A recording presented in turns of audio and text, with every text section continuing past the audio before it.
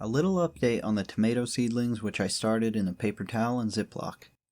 They are looking pretty dang good. The germination rate is also looking really good, except for the right side of the right tray where I direct sowed extra seeds. I gotta say, I'm pleased with this method of germinating seeds, and I will continue to use it in the future. Last season I overdid it with growing tomato plants. I planted about 100 of them, and would harvest hundreds of pounds every few days.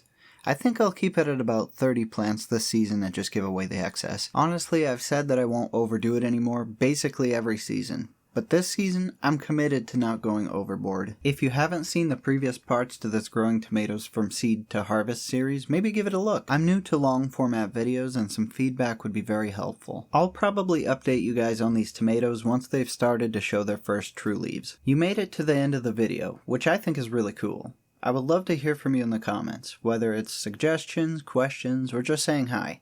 I've got a lot of plans for this channel in the future, and I'm glad to have you along for the ride.